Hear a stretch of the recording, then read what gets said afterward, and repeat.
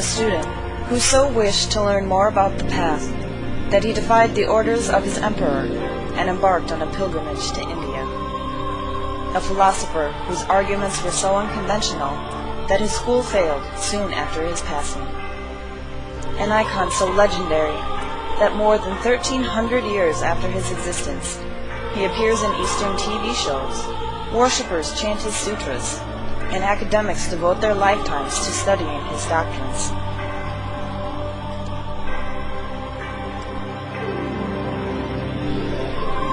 He is Xuanzang, the great Yogacaran Buddhist philosopher.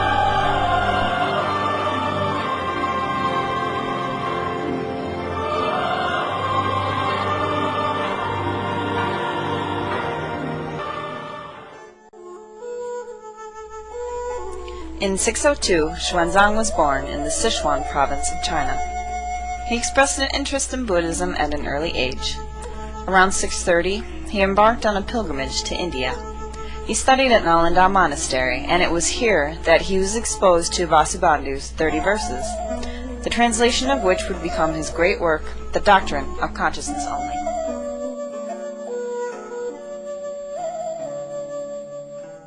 This presents a catch-22. While one begins the path to enlightenment by recognizing consciousness, enlightenment is ultimately attained through ridding oneself of attachment to the concept of consciousness. In other words, one can use the concept of consciousness to escape attachment to consciousness.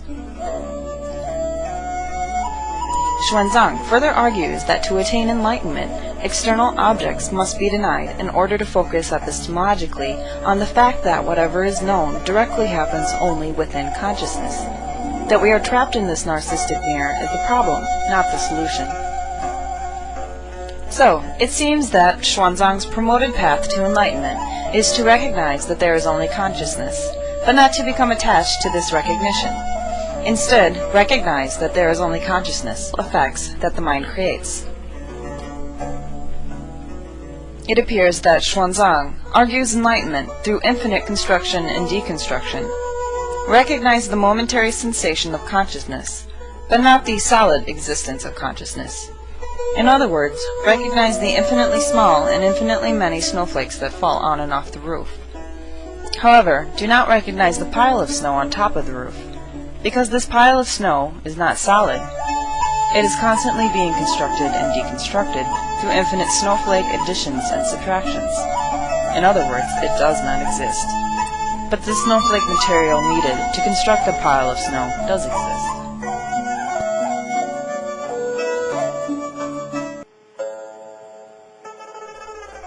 Xuanzang discusses karma and nirvana in his work Verses Delineating the 8 Consciousnesses. Discussing Xuanzang's concept of karma requires an understanding of the 3 realms and the 6 destinies. The 3 realms are the realm of desire, the realm of form, and the formless realm. The 6 destinies are the ways of configuring meaning that then create a closure of possibilities until they simply fall away to become something else. According to the verses, what causes one's revolving within the 3 realms on the wheel of the 6 destinies are the distinctions made in the 6th consciousness. The distinctions lead to karmic activity and then to karmic retribution. Because of its great power of making distinctions, the 6th consciousness easily distinguishes and classifies the different states of the realms with which it comes into contact. The moral classification of the 6th consciousness changes from moment to moment. The 6th consciousness is involved in a constant flux of distinction-making. The 3 natures, wholesome, unwholesome, and indeterminate, indicate the moral category of the 6th consciousness's activity. The 3 states, the natural, those of solitary impression, and those of transposed substance, indicate degrees of reality. The 3 kinds of feeling, the distinctions of pleasure, of pain, and of neutral feeling, classify the emotional and perceptual experiences we undergo on their most fundamental level of reception. In the creation of karma, the volitional activity of the 6th consciousness plays the most important role. Examination and decision, which are both functions of the 6th consciousness, lead to activity, which creates both speech and bodily karma. The sixth consciousness brings about karmic activity that leads to retribution, which is the completion of the three-stage karmic process. Stage 1, giving rise to delusion. Stage 2, creating karma. And Stage 3, undergoing retribution. When karma is created, seeds are planted in the eighth consciousness. At the time of rebirth, it is the ripening of those seeds, the power of karma, that draws the eighth consciousness back into the suffering of the six paths of rebirth.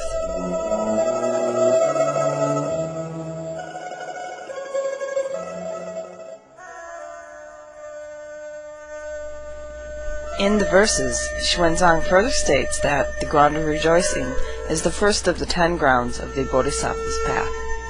Each of the 10 is divided into the entering, dwelling, and departing phases.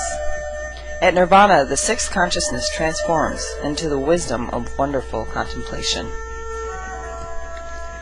The two major kinds of attachment, to self and to dharmas, are further divided into two types, innate and distinguished. Innate are present at birth, and distinguished are learned subsequently. At this point, when the sixth consciousness begins to be transformed into the wisdom of wonderful contemplation, the distinguished attachments have already been eliminated. The distinguished belong to the sixth consciousness, while the innate ones are found in both sixth and seventh. The innate are slowly eradicated up through the 10th ground. The latent tendencies refer to the seeds of the affliction obstacle and of the obstacle of the knowable.